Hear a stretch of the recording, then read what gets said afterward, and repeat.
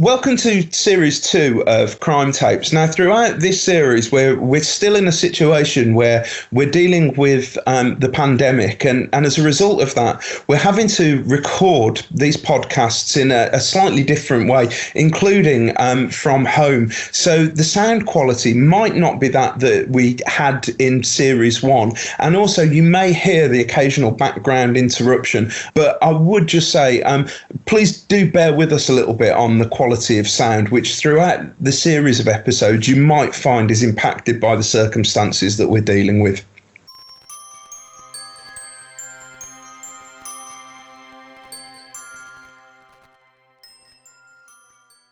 Hi, you're listening to Crime Tapes. This is a podcast made by Staffordshire University and the Centre for Crime, Justice and Security at Staffordshire University.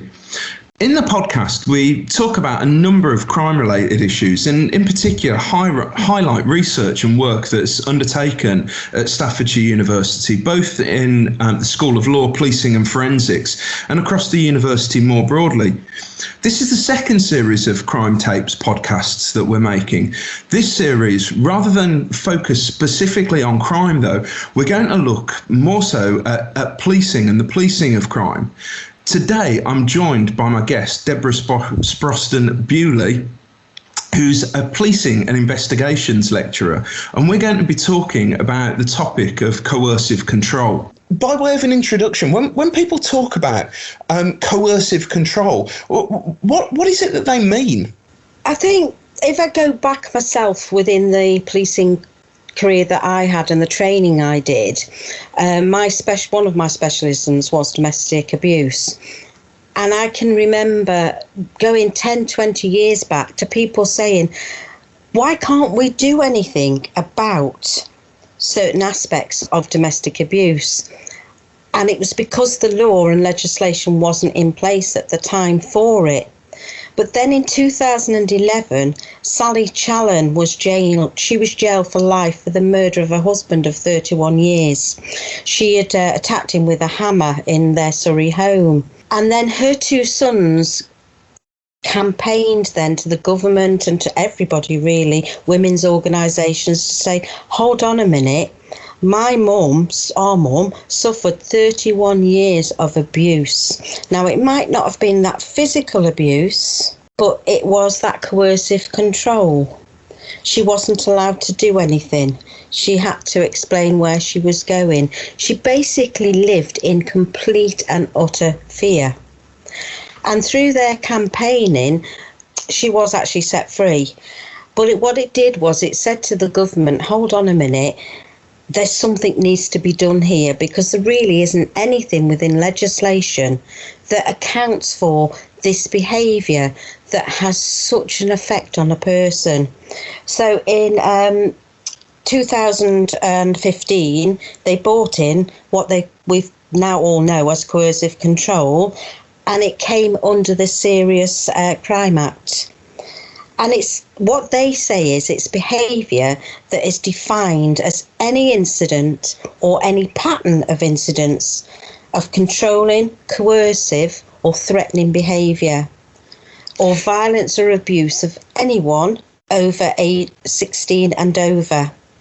But they have to, sorry, go on, James. Yeah, it's a really interesting topic, isn't it? Because I think, going back, and this perhaps we should capture, and just to kind of reveal a little bit again of my background, I worked in prisons and in the community with people who go a little way back would have been on perpetrator programs for domestic violence, for example, and similarly that the kind of awareness I think of domestic violence, domestic abuse, and just the harm that it causes, and its social prevalence has been something.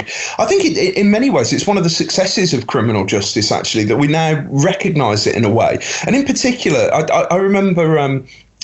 Alongside sexual assault, it's one of those areas that traditionally and typically, I think, if we went back into policing in the 70s and 80s, which was very kind of male dominated, could at times be very judgmental.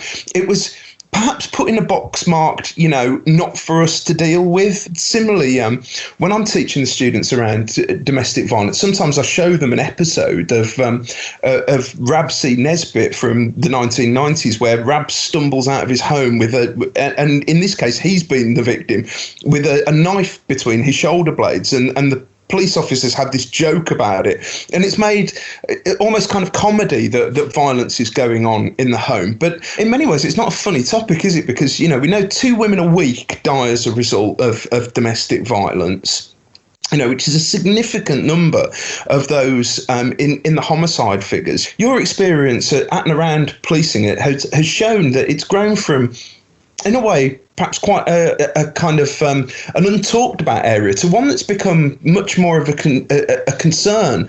Do you think that's a kind of fair summary? And could you tell us a little bit about how you've seen that change as you've worked around the police? Absolutely. I am what we call an old bird now. So I can remember with domestics that unless something had actually happened, the police used to just walk away. So I've seen it evolve over the years trying to think back how long ago it was, but I was involved in domestic abuse training throughout the whole of Staffordshire, because the government had said police officers didn't really know how to deal with domestic incidences. So they rolled out, legislation changed. There is policies and procedures now in place for all police forces in the UK on how domestic abuse should be investigated and dealt with. But also we're now waiting for the Domestic Abuse 2020 bill to come out, which is going to be significant, because that bill will not concentrate on the legislation, because that's all done. What it's going to concentrate is on the after effects of domestic abuse, whether that's physical or coercive control. And it's going to put so much in place, not only for the victims, but also for the offenders. Because what the government have said is it's okay, we've got all this domestic abuse going on, we're dealing with it, but nobody's actually dealing with what happens after. What's happening to the victim and the offender after. So the new Domestic Abuse 2020 bill is going to have massive implications. And it isn't just for police forces, it's for all statutory bodies throughout the UK. And they will all be tied to this new bill. And really, that does show a kind of shifting attitude that's taken quite some time. But certainly, there's that complexity, isn't there? Because the domestic realm, if you go right the way back, and I dislike the saying, but, that kind of traditional saying of an Englishman's home is his castle. And it was very gendered in that way, makes the domestic in some ways a sphere that we don't really think about or talk about. There's that idea of the kind of home being the private realm, where people what people do is not there for public consumption. It's not there to be described or thought about. But of course, what we also do know is that a lot of harms do occur, not from strangers in the streets, but actually from those people that we're close to and intimate with, whether that be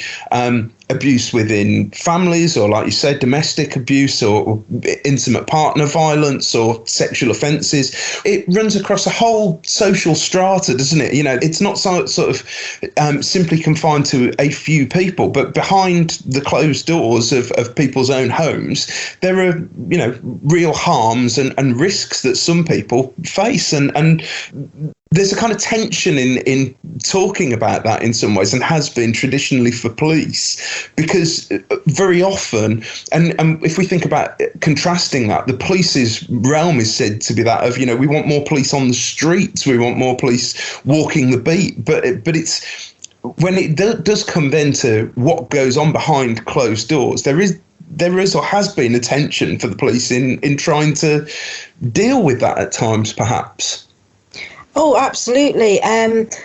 For many years, the police officers were not trained in how to deal with. They knew the law, but they weren't trained with how to actually deal with it. But more importantly, how to recognise it. because we're talking about coercive control.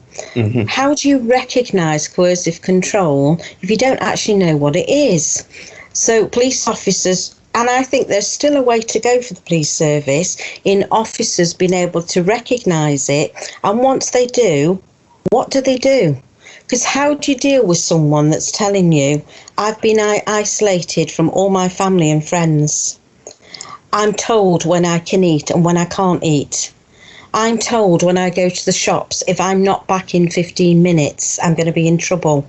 I'm not allowed to have a mobile phone. To me, I mean, you know, these sorts of things that sound, in some ways, you could almost think that it's far-fetched, couldn't you? You know, when you've enjoyed those kind of freedoms and you know, you think of other people around you, you know, the kind of things that you're describing, you know, exerting that sort of influence over a partner, for example, and similarly, I remember it being said, similarly and reported, one of the things we used to do with perpetrators of domestic violence, and of course, coercive control does run part of that spectrum, as it were, or continuum of domestic violence, which I think it's interesting because in some ways, in coercive control, we're repositioning a kind of abusive behaviour that isn't violence or physical assault, but it is harmful and it hugely harmful. And we're recognising that. But for many of us, it's, you know, the idea that people in relationships are going to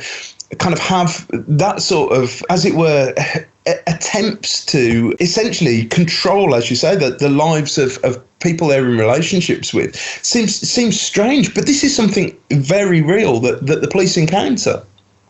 James, it's absolutely massive.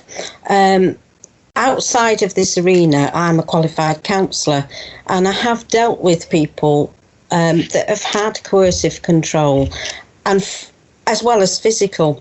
And from my experience, it's the emotional impact of coercive control that takes longer, if ever, to get over than the physical aspect. Because what happens is somebody gets so beaten down, being told every day, you're ugly, who'd want you, you're useless, you're stupid. And that person actually becomes to believe that that's actually what they are. And they've also by then probably been isolated from any family or any support. So the perpetrators got exactly what they wanted. That person totally relies on them, and that person is so beaten down that they've got no self-worth, and because of that they don't feel they can leave. So how do the police deal with that?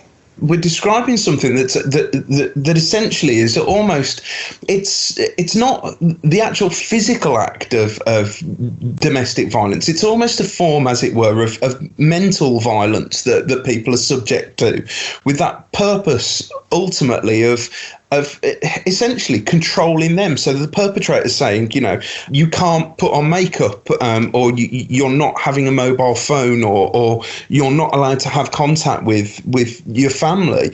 But I guess this doesn't happen overnight, does it? That you kind of identify someone who 1 minute is in a kind of loving relationship and the next that they import all these controls onto a partner. I guess it's a kind of gradual process of emotional manipulation that's at play.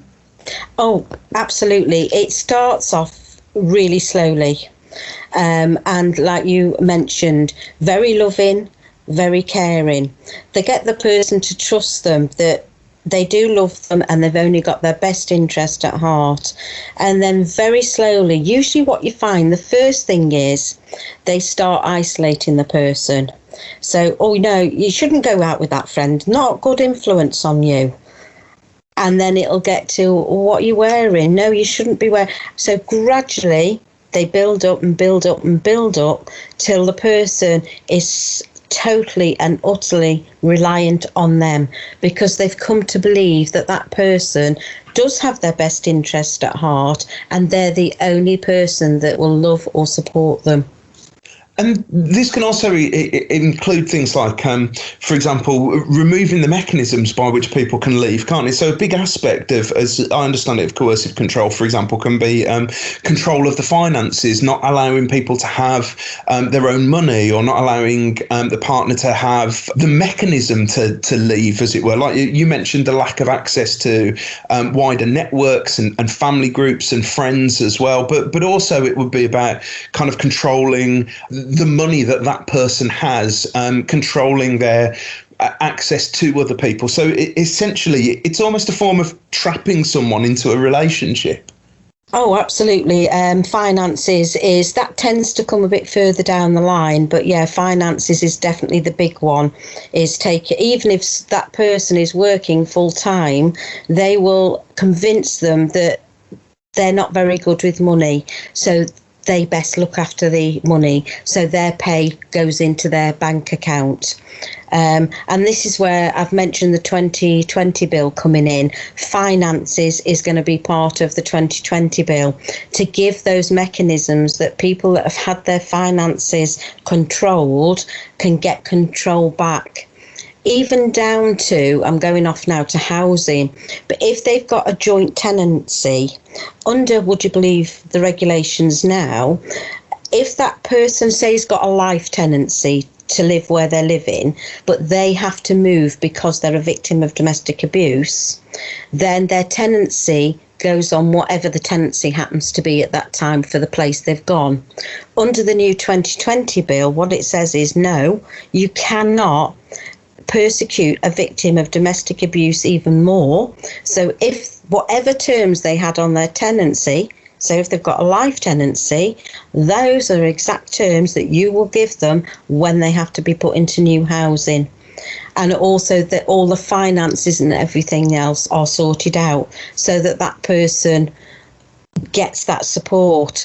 But I think it's like I said earlier on, how is it recognised and then how is it dealt with? Well, that how's it recognised one is a really interesting part, because in everything that you're describing, Deb, you're describing a sort of form of brainwashing, as it were.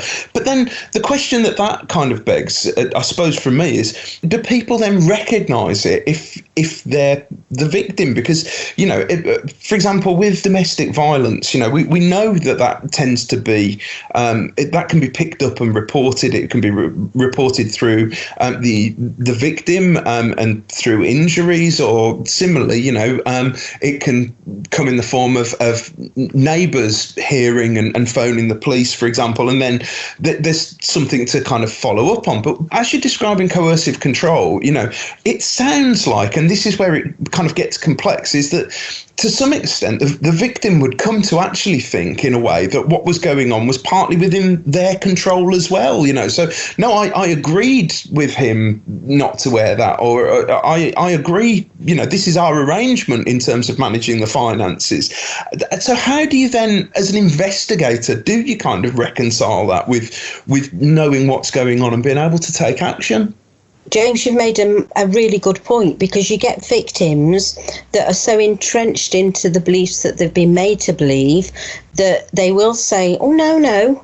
But then you'll get other victims that there will be a light bulb moment and they'll suddenly realise, hang on a minute, this is not right. But for those victims like you've identified that actually can't see what's going on, it doesn't mean that the police should not at least be doing some kind of investigation. So they should be doing what we call a dial form, which is a risk assessment. That should be going over to the multi-agency hubs. And then that should be looked at by all different agencies, because different agencies might actually have more information than the police have on this relationship, or on the victim, or on the offender, and they should be coming together to look at what can be done, or what should be done, or if anything should be done at all. But when you look at various different cases throughout the years, the information's been there when a victim's been killed, but no one's really recognised it. And This is the really interesting thing, isn't it? In some ways, in that this has perhaps always kind of been in the system, but we've tended to focus in the past, as it were, on the violence. So someone's been subject to a kind of ongoing campaign of abuse that's lasted for a very, very long time. The warning signs were there, but it's almost that nobody sees it until the big event, as it were. Something really goes wrong. Whereas what we're now perhaps thinking about is a way in which we put all the pieces of the jigsaw together earlier, and that allows for earlier intervention. Oh, absolutely. And that's why one of the reasons Clare's Law was brought in. And that was brought in after Claire Wood was killed. And her father campaigned for Clare's Law because he said if Claire had known about the background of the person she was seeing, it may have changed whether she carried on seeing him or not. Deb, Clare's Law, some of the listeners probably won't know about that. Could you tell us a little bit about the background of the case and what actually happened with Claire Wood? What was the story? Yeah, Claire had been seeing George Appleton in 2009. He murdered her, but he'd been doing sort of coercive control as well as he was physical. But Claire was, I think, like you mentioned before, didn't see it. She loved him. It was okay. Despite the fact family members were saying, look, we're not sure that this is a good relationship for you. But George Appleton actually murdered her. And then it became known about all his previous crimes. And that included he'd kidnapped a woman at knife point. He'd stalked and harassed people that had finished relationships with him before. So what Claire's dad said was, well, Claire should have known about this.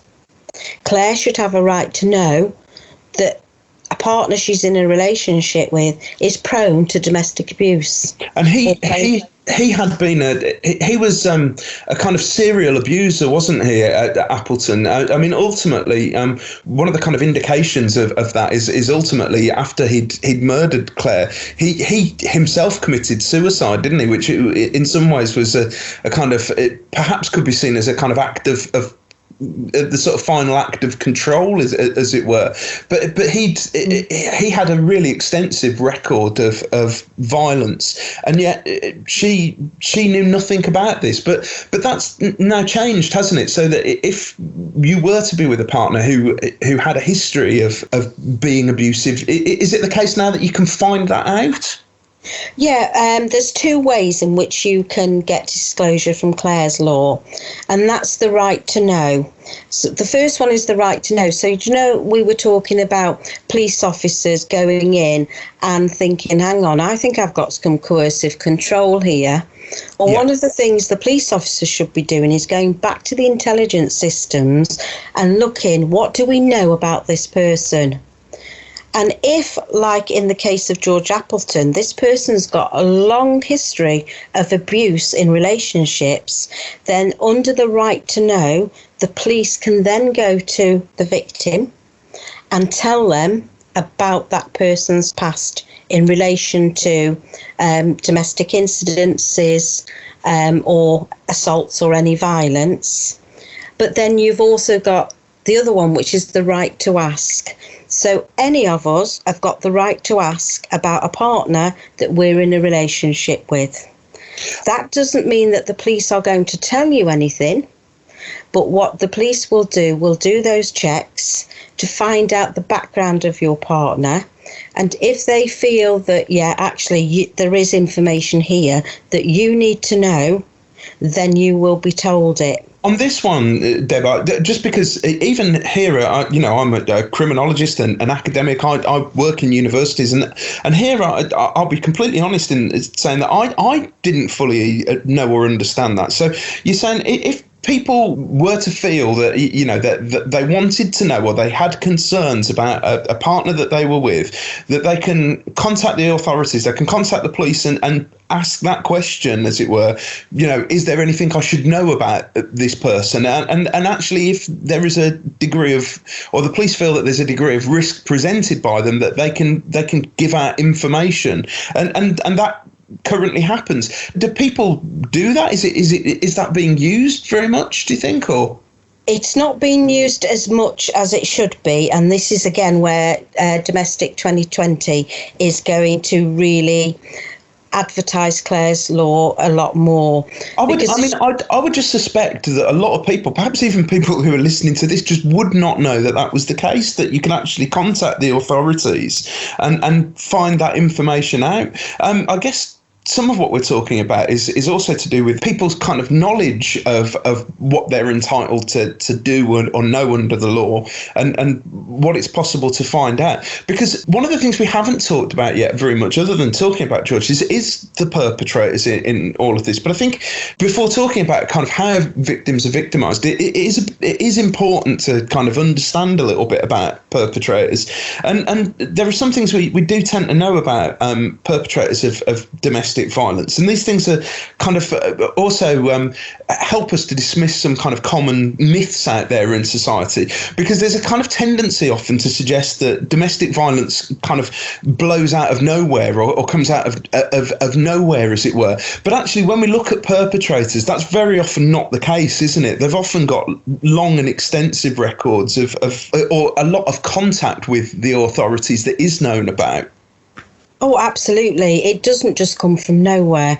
I think it can be identified in teenage years.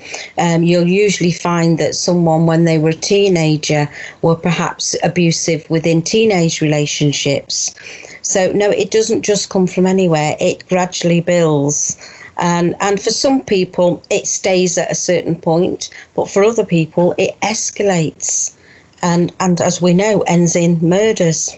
Yeah, and actually it's that kind of degree of escalation in some ways that ultimately ends up with people exhibiting more and more controlling and abusive behaviours. And as you were saying earlier on, it's not just the emotional manipulation in some ways, because there is that element of kind of exerting a control, but the control can be exercised as well by intimidation and threat, and then sometimes that threat also then gives way to violence as well, doesn't it? So it's not simply a kind of, in a way, it's not just the idea that someone might be a bit domineering in a relationship. It's actually more to do with the kind of sustained pattern of abuse that sometimes crosses a threshold into physical abuse as well. Interestingly, that I think was there in the case of Sally Challen, wasn't it? It was that her husband had been kind of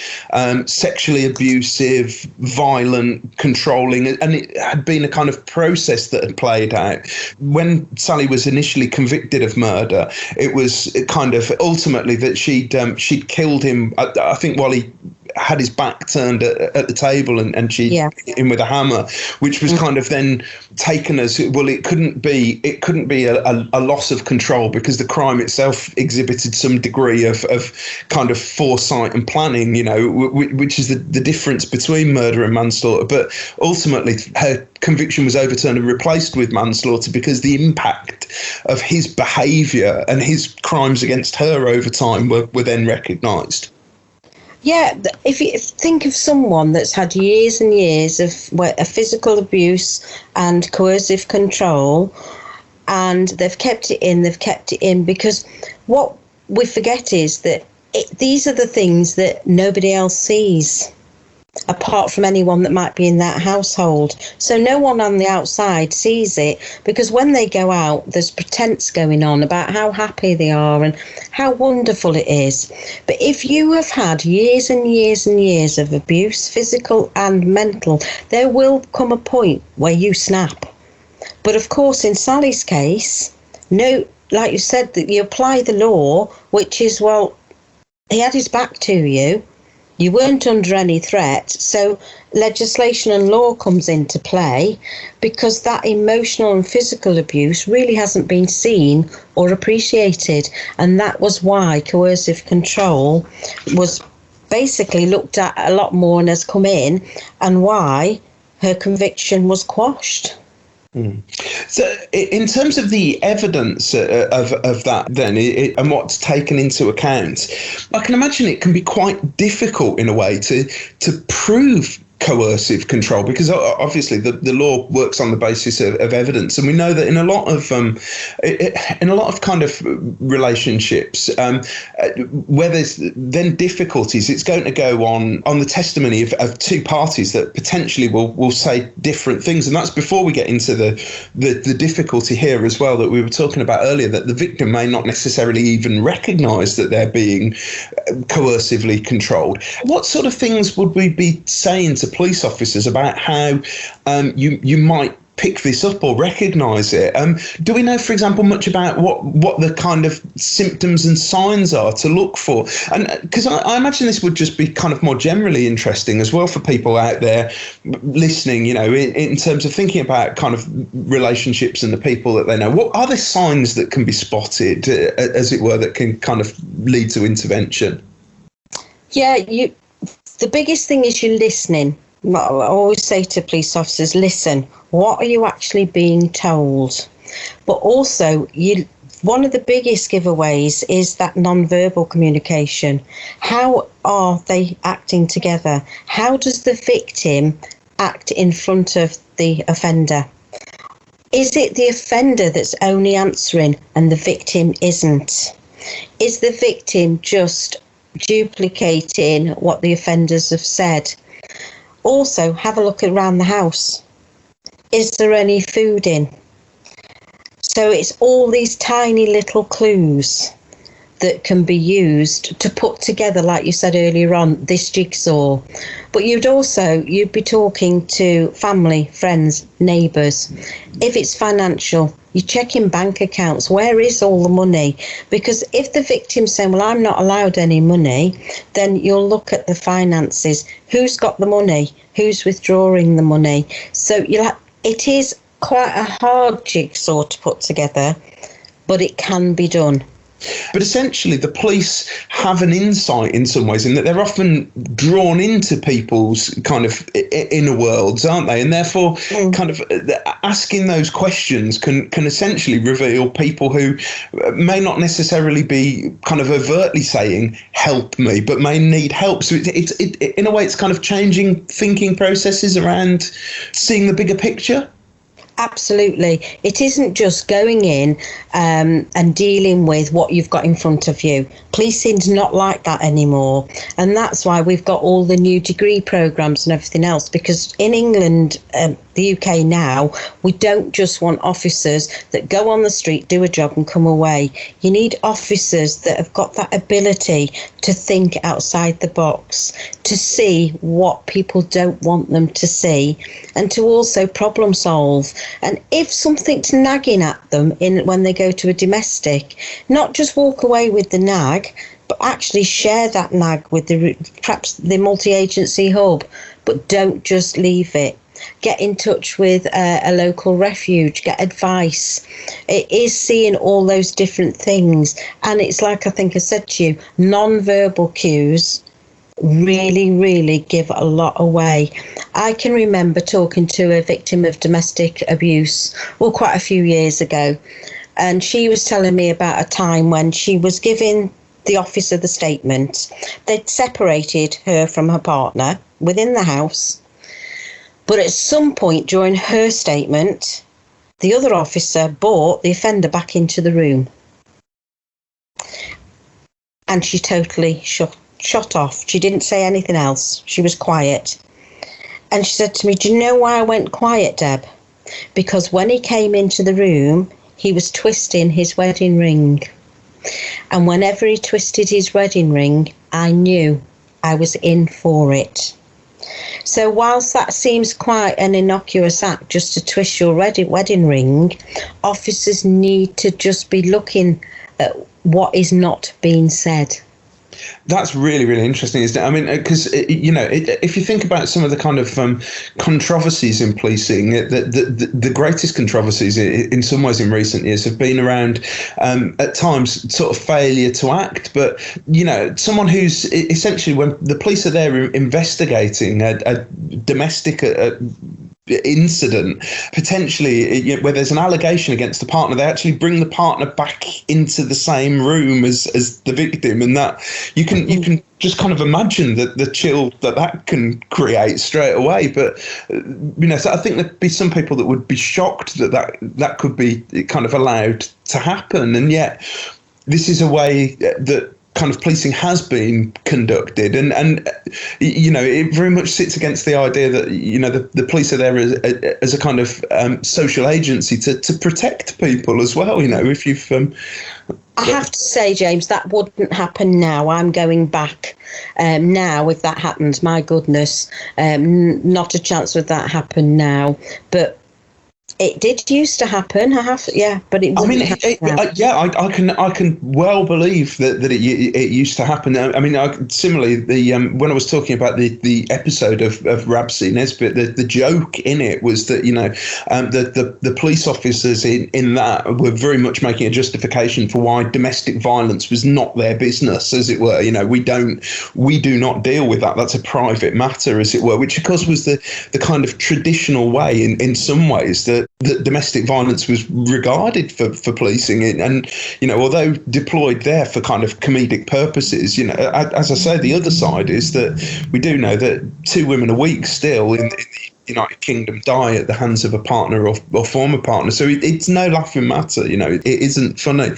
As a final point, I guess some of the critics that might come at this might sort of say that there's a danger here, though, that essentially, because we're not dealing specifically with violence as it were, but rather with relationships where the kinds of control that we're talking about do not cross the physical threshold, but rather involve kind of emotion and so forth. That this kind of creates a dangerous creep of the police into that sort of realm.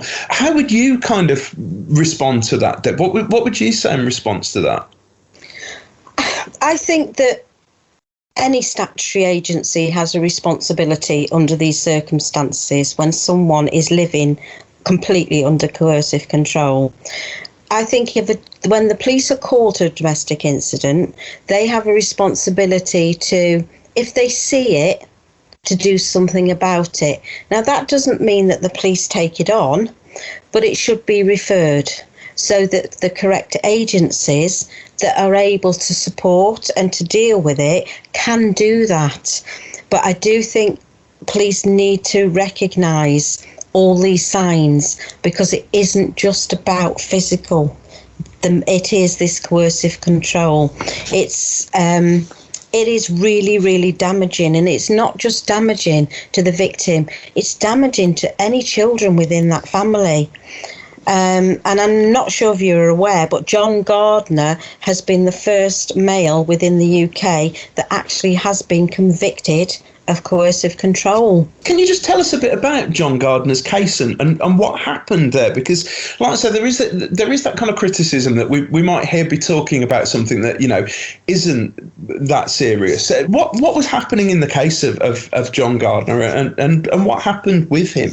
What John did, it was over 2 years, and he abused, he controlled, and he isolated his partner for all her family and all her friends. She was subjected to repeated violence, and on a daily basis. He was vile, he made derogatory comments to her. All of her aspects of her life, he controlled it. He demanded to know where she was, at what times, how long she was there. He had access to all her social media, email accounts, so he could check her online activities.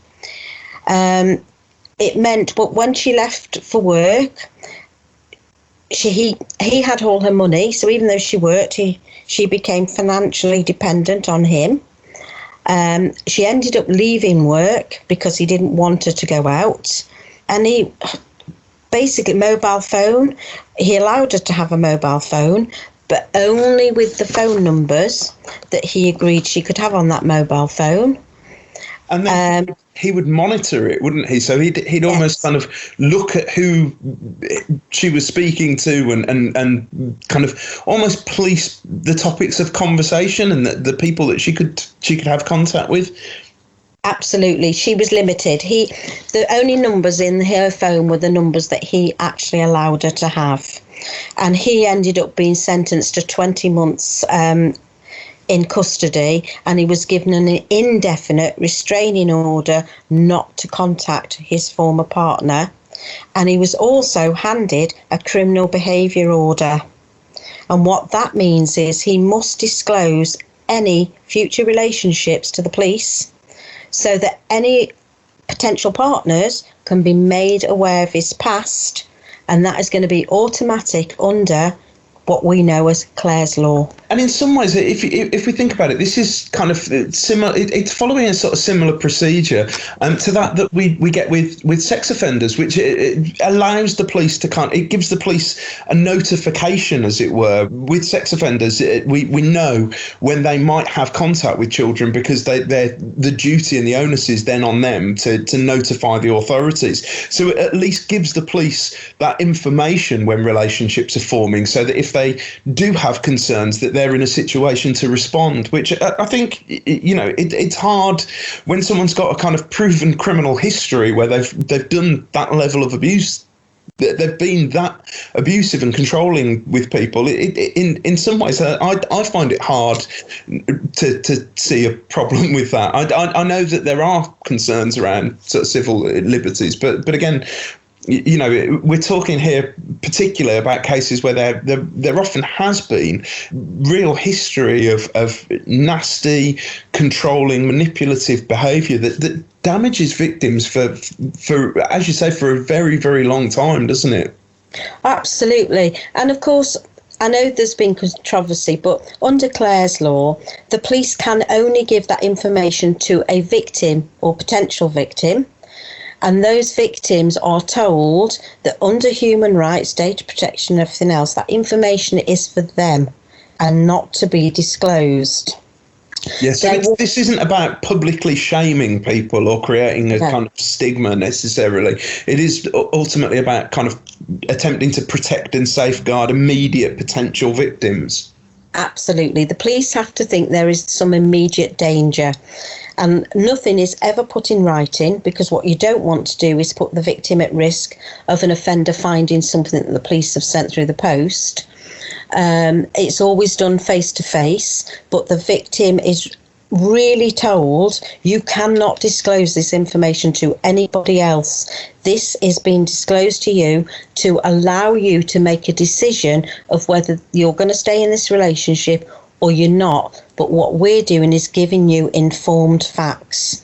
But it really is reiterated to them they cannot disclose that information, because if they do, they will be in trouble because of, like you say, you don't want people going round to somebody's house vigilanteing or anything else. So it's really strict rules, and the police will not give that information out unless they feel there is that immediate danger. And in the case of Gardner, there is this feel that he is a danger, so that information will be given out to any future relationships that he has. So it is a really difficult one in some ways, isn't it? The balancing of kind of people's civil liberties, because there can be that argument of, don't want to use the kind of catchphrases, but can a leopard change its spots, as it were, or do people reform or change? And then are you setting up barriers and potential barriers that may mean that they're trapped within that behaviour, or is that their inability to kind of recognise and move away? But ultimately, most of what we've been talking about essentially has a very kind of realistic core, which is it's about recognising that some people are and can be persistently in a real danger, and actually kind of flagging that up and giving people who they come into contact with and are forming relationships with the right to know and the full picture, as it were, is essentially being done in such a way that the police's role is perhaps shifting as well, from just being that kind of crime investigation to kind of core preventative function. If you can stop the next victim, then it's better than kind of reacting once something terrible has happened.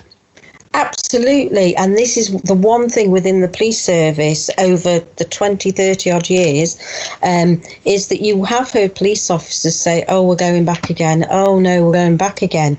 And what the government and the police service have said is we shouldn't keep going back. We should actually be preventing it. Now, it's not for the police to do it all, but the police are normally that first point of contact, because they're the people that get called to go. So therefore, those officers responding should be signposting to the appropriate agencies that can then put in all that support that people are going to need. And that's not just the victim, it's for the offenders as well, because that offender might be conducting their domestic abuse because they've got alcohol issues, drug issues, there may be other issues that are the triggers. So hopefully for a lot of people, if you can deal with the trigger, you're stopping the repeat domestic violence.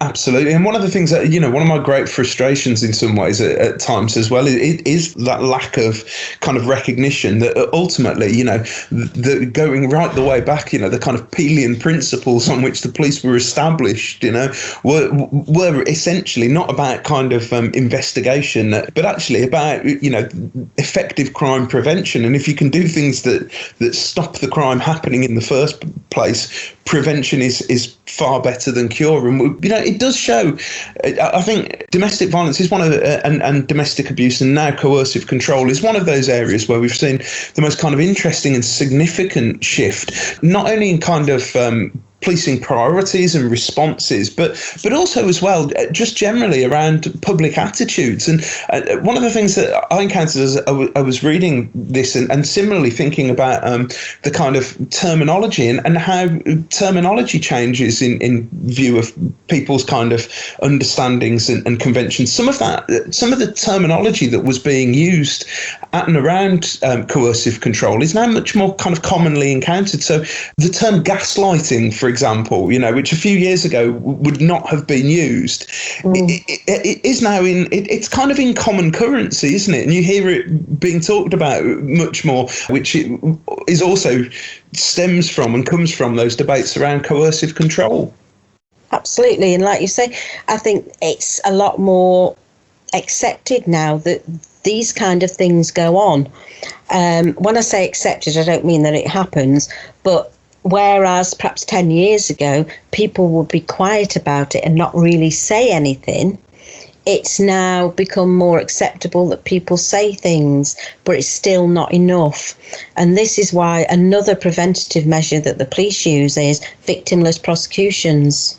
Because what you find is a lot of victims of domestic abuse will not want to support the prosecution, either because they want to try and save the relationship or they're scared.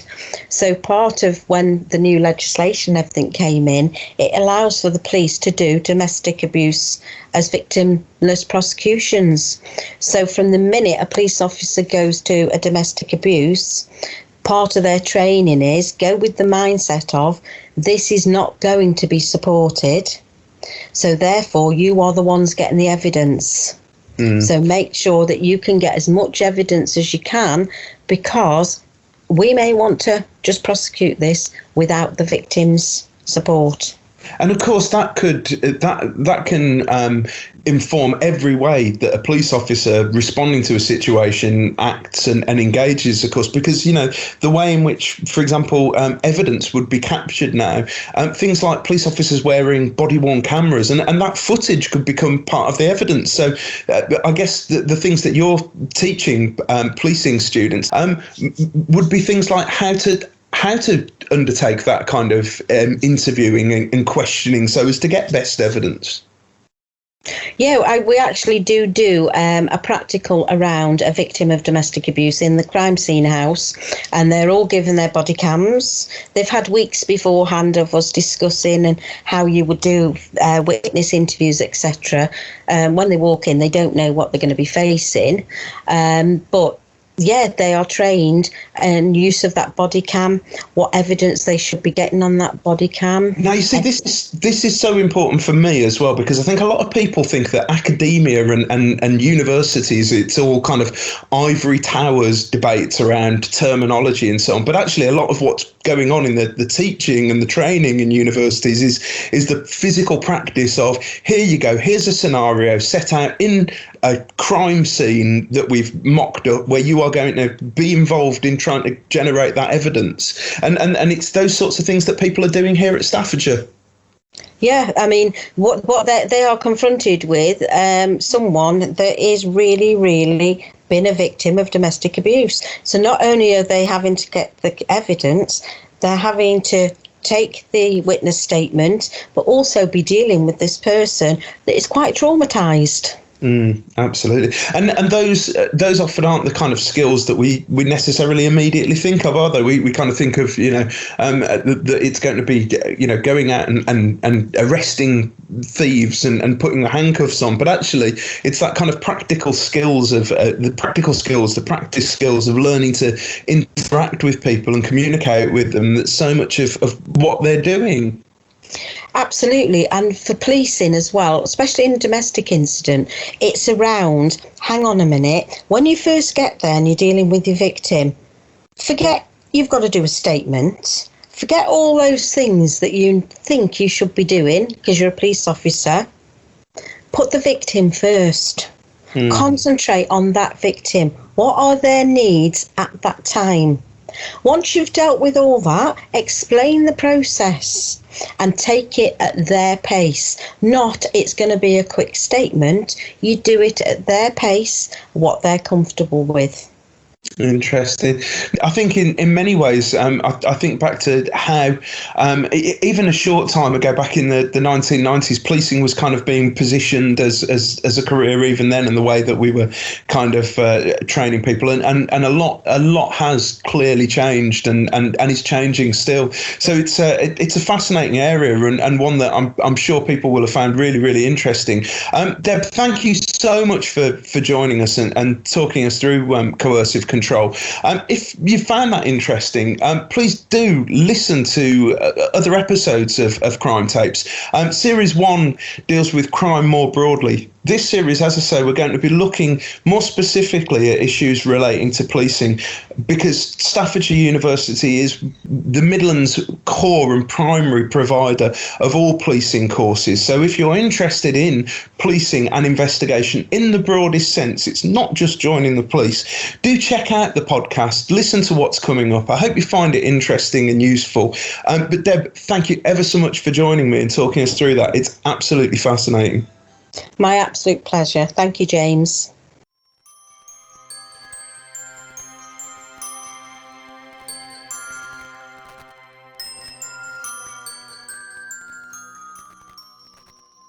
As a side note to the discussion, should you have any concerns in relation to anybody that may be suffering from domestic abuse or coercive control, you can ask under Clare's Law for any information regarding their partner.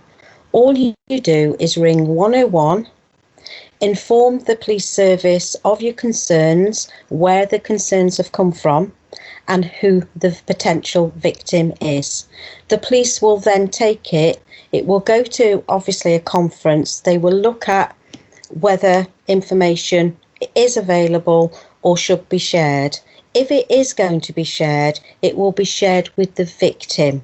The police will not share it if you are not the victim, but that does not stop you asking the police if you have concerns.